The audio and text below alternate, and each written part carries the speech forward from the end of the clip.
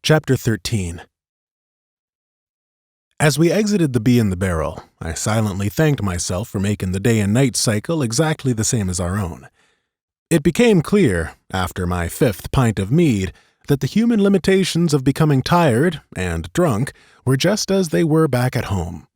Meaning, trying to exist on a 10-minute night cycle would have been difficult. The game could have converted it to real-life time, but I was happy I had made the decision either way, as the warm, late-afternoon sun painted us in an orange hue. In my defeat upon arrival, I had failed to notice the beauty of the world I had created when rung through the color palette of reality. The trees that bordered the small town of Largan were robust and beautiful, offering plenty of shade during the hot days. The small river that ran the length of the town babbled softly, underlining the entire scene. People, if they could be called that, moved about their day from shop to shop as the tweeting of birds and the sound of crickets made the town come alive. And it really was alive. As I said earlier, I had noticed the deviations of pathing in the bar, but out here it was beyond impressive. Interactions that were entirely unscripted, movements that I couldn't have planned for, let alone imagined were happening before our eyes, and while I studied everything that lay before me, like a scientist watching organisms through a microscope lens, Silas walked towards the stables. "Would you like to paint me portrait?" I caught myself ogling a man milking a goat when he turned and locked eyes with me, spouting his question in a thick English accent that caught me off guard.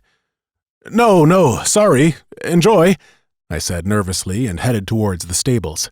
"Enjoy?"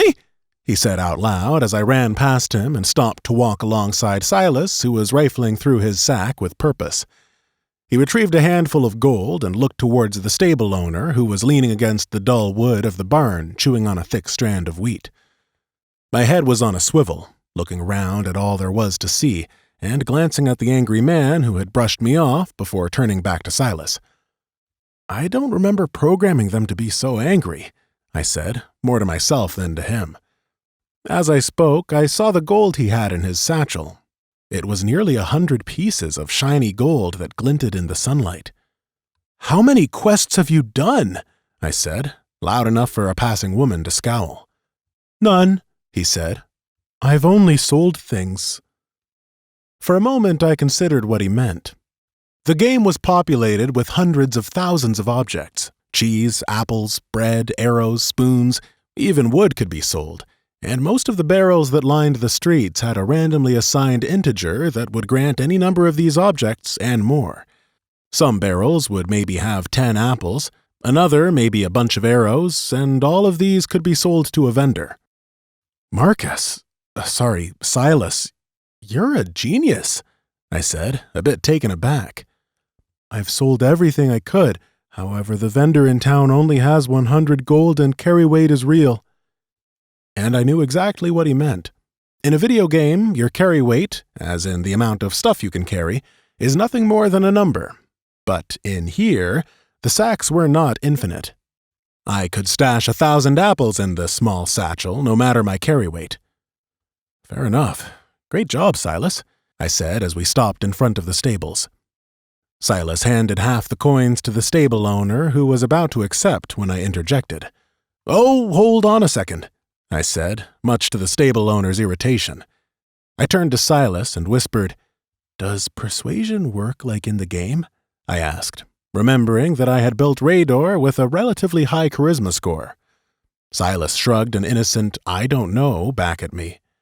Marcus was never one to play social characters, as he didn't understand the difference between the various social skills: deception, intimidation, persuasion, or charm. To him, they all seemed the same, and it frustrated him. I nodded to Silas and turned back to the stable keeper. Despite there already being 50 gold in his hand, I said, "Would you take 40? I smiled a toothy grin. For a moment, the man's face stayed flat and unresponsive. Then, as if something clicked behind his eyes, he smiled back and said, "I can do 40, sure." I beamed at Silas, who seemed not to care one way or the other, and took 10 gold back from him. After a few moments, he took out a black horse with a thin brown mane and saddle and led it to the front of the stable.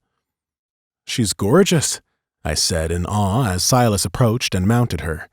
Then the stable owner came out with my horse, a brownish gold horse with a shorter, paler mane. She was far from ugly, but definitely paled in comparison to Silas's steed, which he clearly must have paid a lot of money for. I was about to climb on when Silas said, "You need to name her first." I studied the horse for a moment and searched through my memory. When I was a kid, at my grandmother's house, before Marcus came along, we would watch old black and white movies together. One of her favorite film series that we used to watch were called The Thin Man. It was about a pair of detectives, a husband and wife team, that would solve murders in the 1920s. I used to love the companionship of this team. Two lovers who worked together, arm in arm, helping the city. They were everything I hoped to one day have in a relationship. That, and they had a cute little dog, a wire fox terrier named Asta, I said out loud, and the horse immediately moved a half-step closer to me. Silas rode ahead, and I mounted Asta, ready to follow. Silas headed to the bridge out of town, and after scanning the few shops and buildings around us, I rode up alongside to talk. "Where are we going? There are a few missions in town that we could probably do," I said, a bit upset that I was in the dark. Silas, whose goblin body sat atop the large horse in an obtuse way, waited to reach the edge of town before answering. Then, without looking towards me, said, "We need to do the Stonebreaker quest." "Why the Stonebreaker quest specifically? I don't remember it being that important," I said, searching my mind. "It isn't. It won't give us anything to get us closer to the end of the game," he said, as if that were enough to make me understand.